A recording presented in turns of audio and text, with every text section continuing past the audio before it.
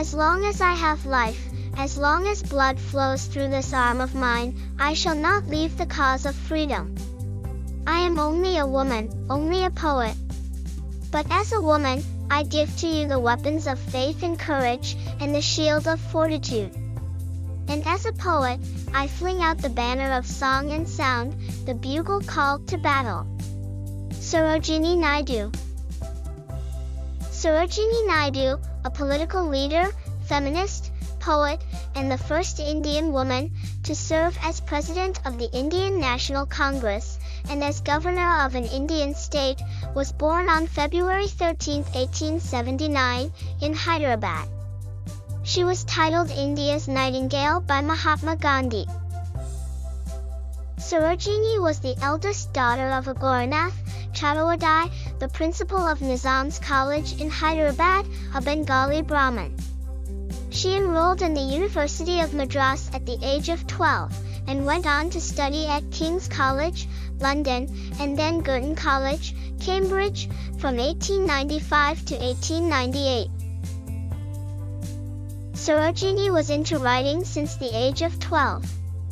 She wrote a play Mar Muna, which impressed the Nizam of Hyderabad.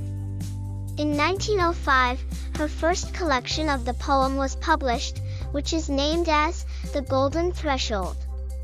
The Bird of Times is another poem collection which was published in 1912. Sarojini joined the Indian independence movement in 1905. Soon she met other leaders like Krishna Gokhale, Rabindranath Tagore, Mahatma Gandhi, and was inspired by their work determination. She was driven to India's Congress movement and Mahatma Gandhi's non-cooperation movement. She accompanied Gandhi to London for the Round Table Conference on Indian-British Cooperation's inconclusive second session, 1931. When World War II broke out, she backed the Congress Party's views, first of defensiveness, then of outright hostility to the Allies.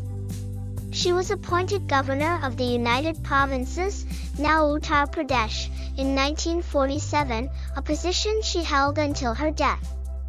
She traveled to different parts of India to make people aware of nationalism, social welfare, by delivering speech between 1915 to 1918.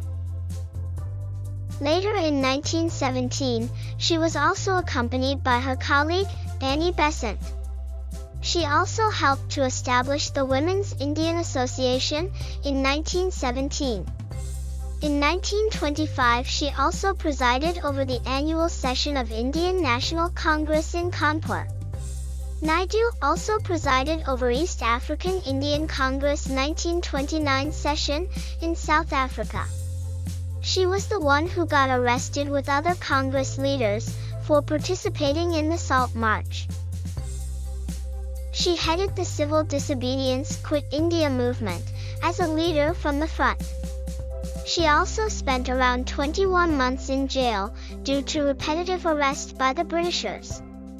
After the independence of India, she was appointed as governor of Uttar Pradesh, and she served the position till his death in March 1949.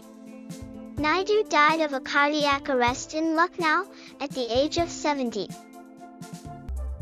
She used to encourage children about social reforms and women's empowerment, and as a result, many women over the world are now charged with fighting for India's independence.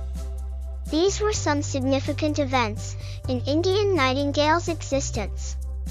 She was a wonderful statesman, a great writer, and a great value to India as a whole, which is why many authors, politicians, and social workers are still inspired by her political achievements.